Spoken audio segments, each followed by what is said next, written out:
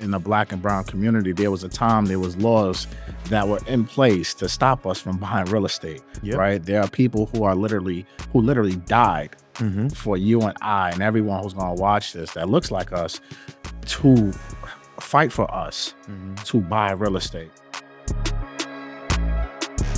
It's important for me to be a homeownership advocate, a real estate investor advocate, especially for our community, because we need someone to teach us how to do it, because they don't teach us in school.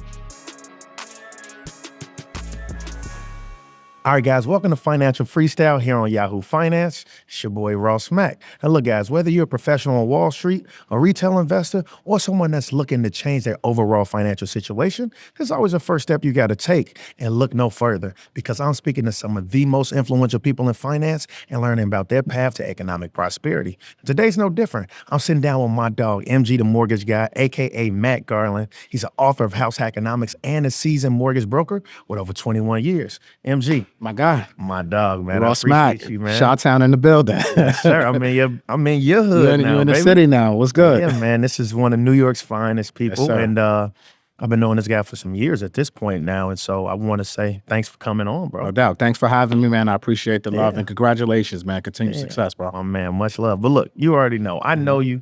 Anytime I had questions about the real estate market, when I got two coins to rub together, look, that's what I'm trying to do. I'm always call you. But more importantly, let's let the people know, who is MG? Who is MG? Again, Matt Garland, NMLS number 58700, better known as MG the Mortgage Guy. I've been in the mortgage business 21 years, couple $1 billion under my belt in real estate transactions. I'm an author, co-founder of InvestFest. But overall, I'm just a great guy. Real estate is a passion of mine, real estate financing to be exact. And, I'm a firm believer in education. Absolutely. And that's one of the things that I try to do with my platform is spread the word on how, especially people in our community, right? How do we get into real estate the right way? How do we buy right? But also, how do we maintain that legacy with real estate for the long term? So I'm happy to be here and discuss it, man. Yeah, no, look, when it comes to, financial literacy, right, there's a lot of people that tried to do it, and then there are a few people that did it the right way. And I think when I look at your platform, you're a person that is genuine about teaching our community the power of real estate. And I think, let's actually talk about that, right? Okay. Like, I think a lot of people, when it comes to real estate, there's so many misconceptions, so many myths. And anytime you go live from your car, you were, you know what I'm saying? It's MG, MLS number. I used to know your number by heart at this point. It's funny that people come up to me and scream my number at me. Like, it's crazy. Yeah, but like, let's actually talk about one, right?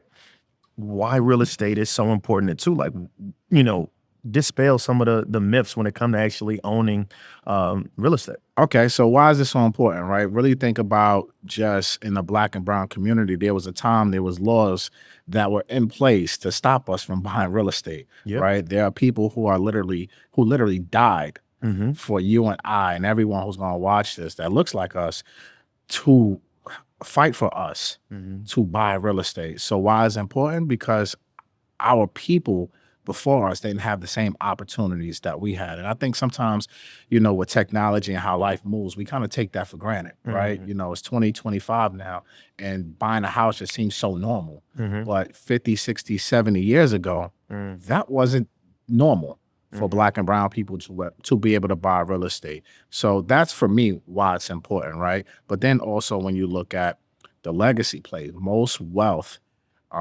for most millionaires start with real estate. Yeah, it's like 90% millionaires start off with real estate. That's insane. Right? So if you look at the past couple of years, the amount of equity, the appreciation since the pandemic, what I like to call it, right, 2020, it's been phenomenal. And a lot of our people didn't have the opportunity. They didn't take advantage of those opportunities. But I'm here to tell you, it's still here for you. So it's important for me to be a homeownership advocate, a real estate investor advocate, especially for our community, because we need someone to teach us how to do it, because they don't teach us in school, right? Me personally, I think Homeownership 101, you should be doing this in high school, right? Learning about saving your money, learning about your credit, and learning how to buy real estate. But it's not in schools for a reason and a purpose. We won't get into that right now, but this is why I advocate and I use my platform to teach our people how to buy and how to buy right.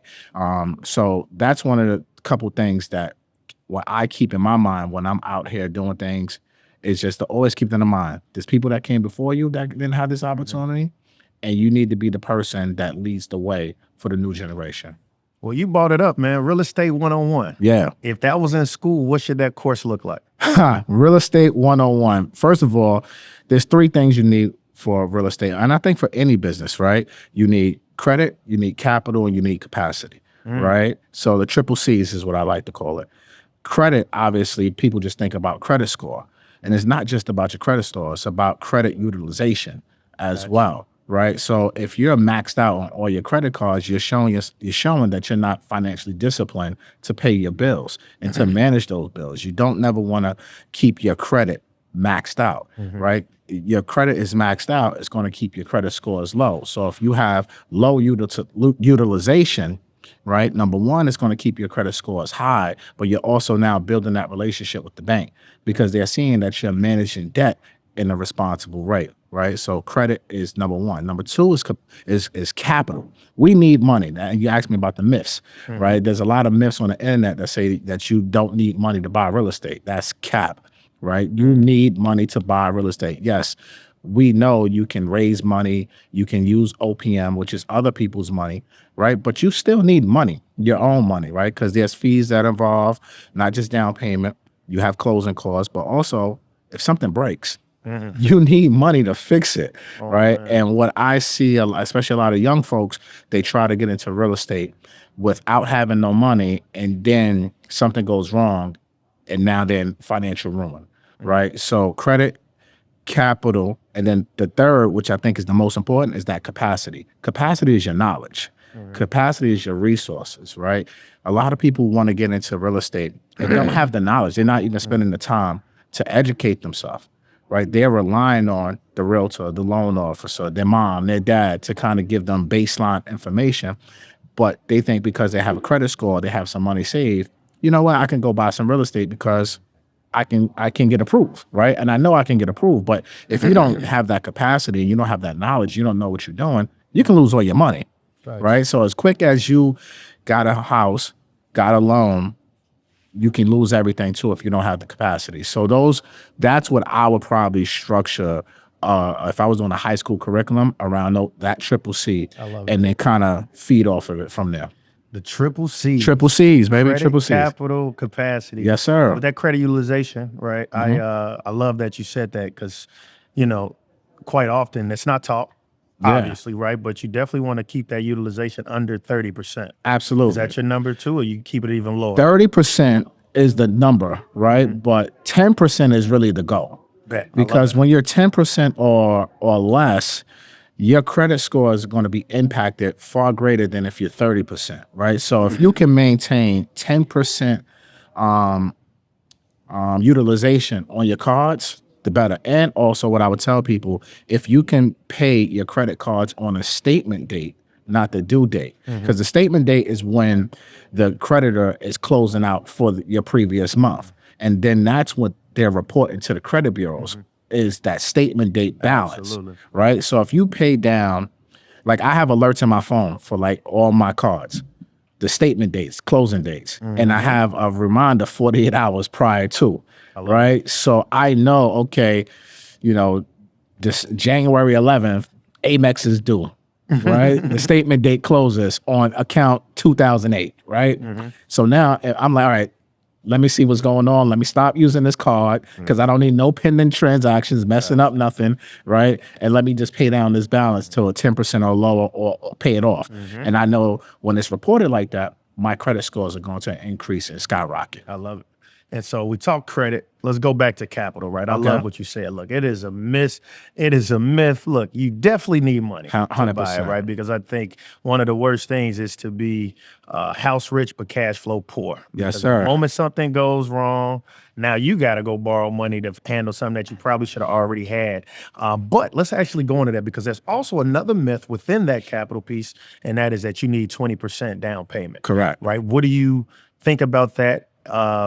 And, what are some of the different, programs people are able to utilize? What do you tell people when it comes to that? So if you're buying a primary residence, you don't have to put down 20%, right? And I'm a fan of OPM when it comes to this, other people's money, meaning I'd rather use the bank's money and finance as much as I possibly can on this property, so that way I can use my capital for other things and other investments so I can make money. Now, you only want to do this if you can afford to play this game, right? We're putting less than, 20% down, if you can afford it, right? But some of the programs, FHA, 3.5%, you have knocker loans out there. You can do 100% financing. If you are a veteran, shout out to all our active and retired military too. Salute to y'all, right? You got VA loans, right? You have USDA loans, right? 100% financing. So you have so many different programs out there where you can do 100% financing or as little as 3 to 5% financing. You can buy 1 to 4 family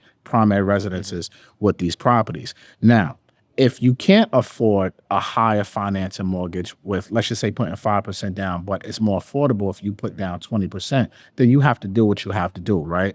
But me personally, I'd rather pay a little bit more in the mortgage payment, because when you look at the numbers, if my payment is going to be $250 higher, wouldn't I rather save that $25,000, $30,000 instead of me putting it into the house? Let me put that into the market.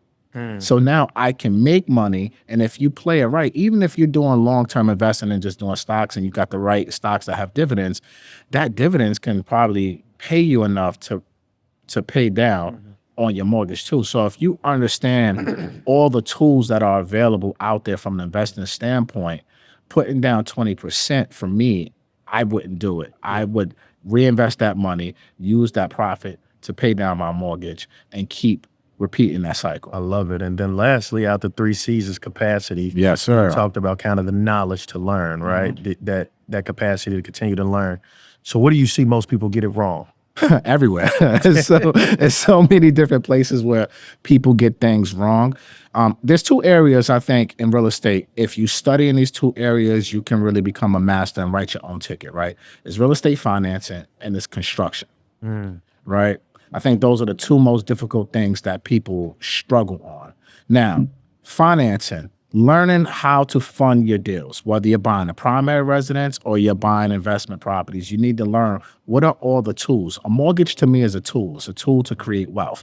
It's a good debt. Most people look at debt as bad, but I look at a mortgage debt as a good debt, because it gives you the ability to buy real estate, which can be appreciating assets or cash flowing assets, right? So people are not focusing enough time studying all the different tools that are available out there to help you achieve and meet your real estate goals. I love it. Look, guys, we got to take a quick break. And when we come back, we're going to have even more with my dog, Matthew Garland. All right, guys, welcome back here to Financial Freestyle. We're here with Matt Garland. We talking all things real estate, right? And we started this conversation talking about, one, why you need to own real estate. And we talked about, 90% of the world's millionaires got their start with real estate. We also talked about, the value of homes increasing a lot, right? A lot of equity being built up. And to the viewers, right, when, if ever, do you think it's a good time to take out equity of your home? And if so, how much? Like, kind of, is there a rule you kind of, like a steadfast rule you use and live by? That's a great question. I mean, look, we have records setting equity in the trillions right now, tappable equity in the trillions right now. Never been heard of, right? So there's going to be a lot of people, especially this year, where interest rates are slated to get lower, right, by the end of 2025. So do I recommend taking out equity out of your home? Yes, if you have a plan. Okay. Right? You need to have a plan. Like, don't just take out equity out of your home and you just out here willy-nilly, right? You out here just freestyling it. You're going to Dubai, you're going on shopping sprees. You're just having a good time. No, I don't recommend it in that case. If you're looking to do a home improvement, right, I recommend it. If you're looking to start a business, again, have a plan, because businesses do fail often. Absolutely. If you're looking to reinvest into real estate, which I highly recommend, because I'm a fan of using equity to buy more equity, right? So yes, I am a fan of taking out equity. Now, whether you do it through a cash out refinance, a home equity line of credit, HELOC, or a home equity loan, I'm a fan of all three, but just make sure you know your numbers and run your numbers, especially if you're looking to use that equity to buy real estate, Ross. What people often do, a mistake I see people make, and let's just say they take out a home equity line of credit for $100,000 and they pull out the entire $100,000. Now you have a payment that's due interest only. Let's just say that payment's $500 just for this conversation. When they go and buy the new investment property, they're not including that $500 payment into their numbers. So they might be negative cash flowing once you include that debt into it. Because you have to, whatever properties you're using this home equity for, you have to include that payment into all your expenses of those new properties as well. Because the goal is to buy that property to pay off that mortgage plus the home equity line of credit and all the necessary expenses that come with owning that real estate, and then also making a net profit for yourself. So if you are going to reinvest using home equity, run the numbers. Make sure you understand exactly how to analyze real estate investments, and you know exactly what you're doing. So let's actually, one, define real quick what is equity, right? And then two, like, how do you go about, you talked about the three different ways, but what's that look like? Because it sounds like you're borrowing against yourself. Like, absolutely. What exactly does that look like? Because you got to pay it back, right? You have to pay it back. It's not free money. Like, you can't go into your house with your debit card and say, hey, house, give me some of my equity, right? So you have to get a mortgage. But here's the thing. What's equity? Equity is monopoly money to me. It's unrealized gains. Okay. Right? It's just like in the stock market. You look at your brokerage accounts. You're making a lot of money, right? It looks good. It's green. But if you don't take that money, did you really make it? It's unrealized gains. It's the same thing like with home appreciation. Your home can appreciate 5-10% this year. It could depreciate 10% the next year. So unless you tap into that equity by going to a bank and qualifying to take out either a HELOC, a HELoan, or a cash out refinance on a home, then you will not be able to get any of this equity out of your house. My favorite of the three, especially in the interest rate environment that we're currently in, I would recommend, if you could, do a home equity line of credit. Okay. I think that is the best option because you're not paying interest on money that you don't use. So in that same example, if you take out $100K on a line of credit, but you only use $20,000, you're making a payment only on that $20,000, nice, not the $400. Versus if you do a home equity loan or a cash out refinance, once you close, all that money is dispersed to you, and you're making a payment right away. You might not even have identified a property. So the home equity line of credit, it gives you a lot of flexibility when it comes to now going to reinvest. Gotcha. All right, so new administration, right? It's 2025. 2025, let's go. Right. What is your view on the real estate market? It's up and stuck, baby. It's up and stuck. And I've been saying this for the past 4.5, 5 years, bro. Like, the market, obviously during the pandemic, AKA the pandemic years, it went crazy. Those were unicorn years, 20% minimum appreciation across the country. We're never going to see years like that again in real estate. That's not normal. Gotcha. Right. But if you look at 2024, you have markets that appreciated 3.5% to 10+%. And I believe 2025 is going to repeat that process. Look, we have pent up demand in the market right now, with interest rates being in that 7 to 8% range pretty much all of 2024. And now 2025, we're in that high 6, low 7 range for 30-year mortgages. There's so many people out there that still cannot qualify or afford at these payments. So we have less buyer demand, but we have a big issue in America, housing inventory. So there's not enough homes out here that are available to still supply the needs of the people that are still in the market to buy. But once those interest rates start to drop, we get anything in the fives, bro, this year, forget about it. People are going to be running back in the streets trying to take advantage. Like in 2020, prices going to keep going higher. They're going to go crazy. Like, I think it was September, October 2024, the rates dipped down to low 6s for like 2 weeks. There was a frenzy of mortgage applications, purchase applications, refinance applications.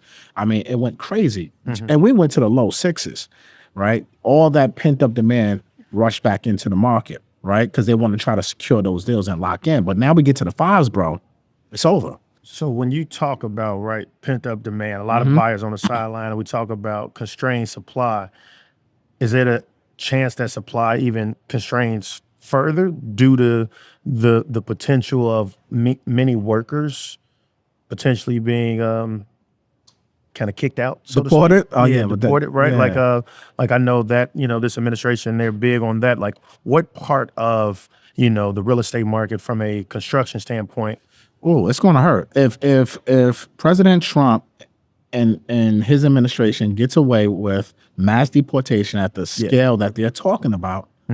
Oh, it could be a game changer for the construction market, right? If you look at all the undocumented immigrant workers that work in that sector, that directly impacts housing market. So costs of supplies are going to go up, labor is going to go up, and it's going to impact builders. Right. So we already have a shortage of new construction homes every single year. We need probably 7 million homes. Right. So now you do a mass deportation. In my personal opinion, I think that can kind of hurt the market, the housing market in a real negative way. But also, again, it's going to make it more expensive for the end buyer, because at the end of the day, when anything goes up, who's suffering? The consumer. Yeah. Right? Builders are going to find a way to pass off costs to the consumer. Banks are going to find a way to pass off costs to the consumer. The corporations are not set up to lose.